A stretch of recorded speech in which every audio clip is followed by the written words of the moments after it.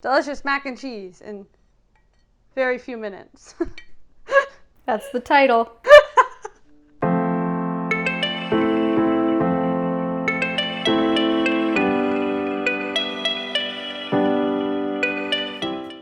What's up, guys? It's Kat and Deb from Two Market Girls. Welcome back to another vegan recipe. And today, I think we're making something that includes two of my favorite things.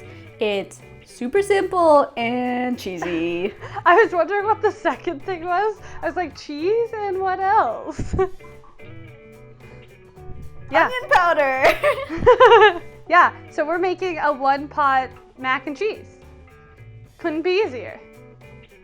No, it really couldn't be. It's pretty much like as easy as like a store-bought like box of mac and cheese, I would say. Yeah. Right? Yeah, I think so. That was like my aim, is to just make it like one of those quick, easy weeknight meals that you don't really need to think about. Well, mission success because I was not thinking while I made it. Yeah. I just Perfect. went blank. And if I can make it, then anybody can make it. Yeah. Okay, so before we get into this recipe, be sure to subscribe to the channel so you don't miss future vegan recipes every Sunday and whatever Wednesdays, every other Wednesday, and let's just go make mac and cheese. Let's take the 5 minutes that it takes to make this recipe. It's pretty, yep.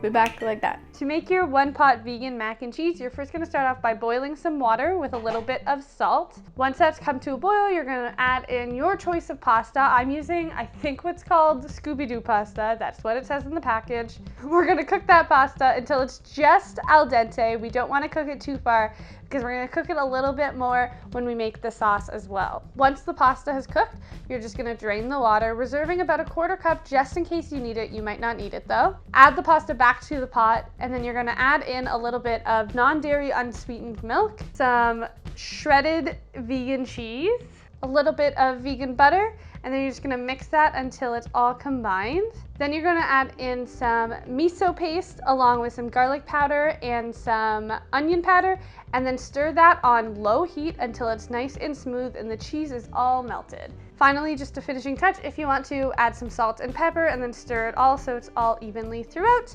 and serve.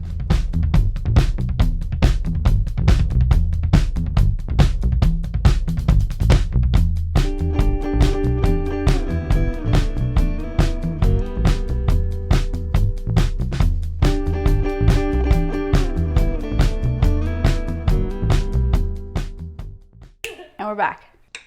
See how quick that was? Delicious mac and cheese in very few minutes. That's the title. Delicious mac and cheese in very few minutes. Perfect. That'll get really great SEO. Yeah, you take that SEO right to the bank. Okay, ready? Yeah, let's just eat. Now, Catherine. Yes. In the instructions that I got, I think it said optional beside the miso paste. Yes. Honestly, it adds such good flavor to it. Mm-hmm. So, I would always use miso paste. I put optional because not everyone has miso paste or can get miso paste, but if you can, I would highly recommend it. I need to say something. Go ahead. Miso paste over nutritional yeast in mac and cheese, always. Over. Yes. Yes. We don't need any of this nutritional yeast stuff. I love nutritional yeast. I put it on top of pasta all the time, but it doesn't need to be the main component of anything. And I have neutral feelings about nutritional yeast, and so I only put it on sometimes. So good. I love mac and cheese. Truly. For how simple with it is. One of that crunchy thing from the mashed potatoes. So good. Yes. Or I have some Doritos and I kind of just want to sprinkle Oh, Doritos. yeah.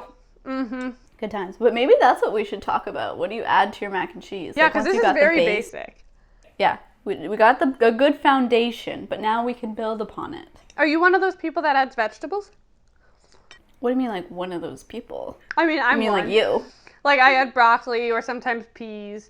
I almost always separate the peas from the pasta, eat all the peas first so I get that part out of the way, and then eat the pasta. I may as well just cook peas on the side and have peas as a side dish. but you want the peas to be a little bit cheesy. I get it. Exactly, but like, no one wants peas in every bite. Although, broccoli and mac and cheese is one of my favorite things. It's so good. Yeah. If there's one vegetable that really stands apart, I would say it's broccoli, because broccoli and cheese is pretty great. But you know what? Also something smoky, or like anything covered in buffalo sauce. Buffalo chicken on mac and cheese is so good. I went through a phase where I was doing that a lot. Why a phase? In the comments. Tell us how you're leveling up your mac and cheese game. We want to know. We gotta know.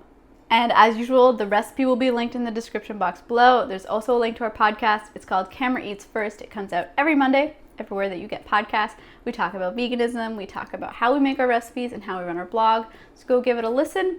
There's also a link to our Patreon community. Our patrons are a lovely group of people who support the work that we do, and in exchange, we give them some bonus content, like they got this mac and cheese yesterday, or if you're a mukbanger, you get a mukbang once a month exclusive to you. So if you're able to support us, we really appreciate that. But if not, that's okay. Give this video a thumbs up, comment, subscribe, share with somebody who needs more mac and cheese in their life. Exactly. Everyone needs more mac and cheese in their life. It's just, yeah, it's the right thing to do. For all those haters that think there's no good vegan mac and cheese. Well, actually, I think there's a lot of good vegan mac and cheese. Also, mac and cheese is for adults too. It's not a child's meal. Yeah, what the heck? Who is spreading that rumor? I need to talk to them.